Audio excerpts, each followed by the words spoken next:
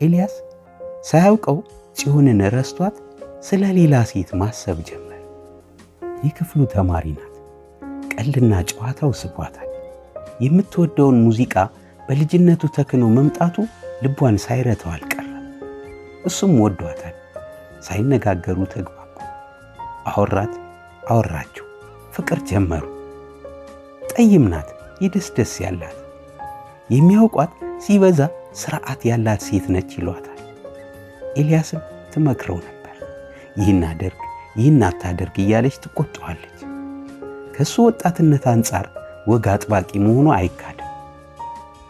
ፍቅራቸው ያሬድ ትምህርት ቤት እንደተጀመረ ያሬድ ትምህርት ቤት አላለቀም። ከዓመታት ጋር አብረው ነጎዱ። ኤልያስ በክለቦች ውስጥ ሲሰራ አዲስ ባህሪ ማምጣት ጀመረ። በትንንሽ ነገሮች ሳይቀር ለምን ተናገርሽኝ ማለቱን አዘወተረ። አንዴ ቀዝቀዝ፣ ሌላ ጊዜ ሞቅ የሚለው ፍቅራቸው መሰናክል ቢበዛበትም ጥለው አልሄደችም። ከባንድ ጋር መስራቱን አቁሞ ስቱዲዮ ሲከፍት ነገሮች ይስተካከላሉ ብላ አስባ ነበር፣ ግን አልሆነም። ሜጋ ጀርባ ያለውን ስቱዲዮ ለቆ ቦሌ ከቤ ኬክ ቤት አካባቢ ከገባ በኋላ ድምፃውያን ወደሱ ይጎርፉ ጀመር። ፍሰታቸው በየጊዜው እየጨመረ እንጂ እየቀነሰ አልሄደም። አዲስ ዓለም ኤልያስ እንደሚወዳት ብታውቅም ቦታዋ ከሙዚቃ ፍቅሩ ቀጥሎ መሆኑ ግን አልተዋጠላትም። አለመግባባቶች ተፈጠሩ። ጭቅጭቆች ተደጋገሙ። ከአንዴም ሁለቴ ስለ መለያየት አሰቡ። አልተቻላቸው። ተለያዩ ሲባል ይገናኛሉ፣ ተገናኙ ሲባል ይለያያሉ። አዲስ ዓለም ነገሮችን ለመፍታት ብዙ ጥራለች።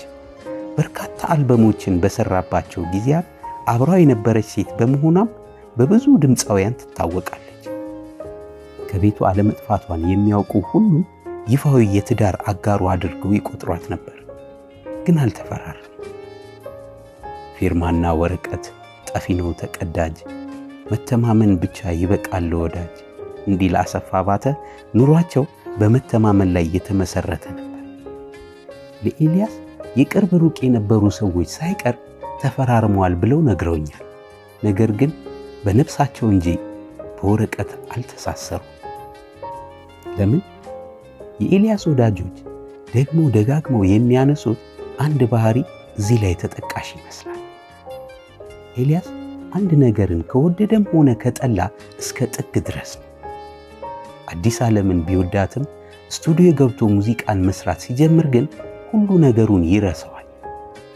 ሙዚቃን እስከ ጥግ ሲወድ ለእሷ የሰጣት ቦታ ተሸረሸረ። ረገብ ያለ የመሰለው አለመግባባት እንደገና ተቀሰቀሰ። አዲስ ዓለም ከኤልያስ ጋር ዕድሜዋን ከማቃጠል ባለፈ ግንኙነታቸው ሊሻሻል እንደማይችል ሳይገባት አልቀረም። ደጋግማ ጠየቀችው። ችግሮች እንዲፈቱ እድል ሰጠችው። የሚሳካ አልሆነ። እንባዋን እየዘራች ጀርባዋን ሰጠችው። አልተመለሰችም። ስለ ቆረጠላት አልነበረም፣ ሊጠገን የሚችል ስላልመሰላት እንጂ። የአዲስ ዓለም የቅርብ ወዳጅ ጥፋተኛዋ ራሷ ናት ትላለች። የተነጋገሩትን ባላውቅም አብራው ሆና ብዙ ነገሮችን ልታስተካከል ትችል ነበር። ወጣቶች ስለነበሩ የመለያየት ውሳኔ ላይ የደረሱት በስሜት ሳይሆን እንደማይቀር ትጠረጥራለች። ነገሩን በቅርብ አውቃለሁ ያለ የኤልያስ ጓደኛ ግን ጥፋተኛው ራሱ ነው ብሎኛል። ፍቅሩን በሙሉ ልቡ አልያዘውም ነበር። እሷ ግንኙነታቸው እንዲቀጥል ብዙ ጥራለች። እሱ ግን ለፍቅር የሚሆን ጊዜ እንኳን አልነበረው። ኤልያስ አብራው እያለች ተገቢውን ፍቅር ባይሰጣትም ስለተለየችው ግን መጎዳቱ አልቀረም። ጎድቻታለሁ የሚል የጸጸት ስሜት በውስጡ ነበር። ይህ ደግሞ ለአንድ ሰሞን ብቻ አልነበረም። እስከ ህልፈቱ ድረስ ስሟ ሲነሳበት መረበሹ የሚቀር አልነበረም። አዲስ ዓለምም ከሱ ከተለየች በኋላ ለረጅም ጊዜ ተጎድታ እንደነበር በቅርብ የሚያውቋት ይናገራሉ። ይሁን እንጂ ሕይወት አንድ ቦታ ላይ አትቆም። ውሎ ሲያደር ትውስታዋ ደበዘዘ። አዲስ ሕይወትን ለመደች፣ ትዳር መሰረተች። ኤልያስ ማግባቷን ሲሰማ በውስጡ የነበረው ስሜት የተመሰቃቀለ ነበር። ጎድቻታለሁ ያላት ሴት አዲስ ሕይወትን መመስረቷ ደስ ብሎታል።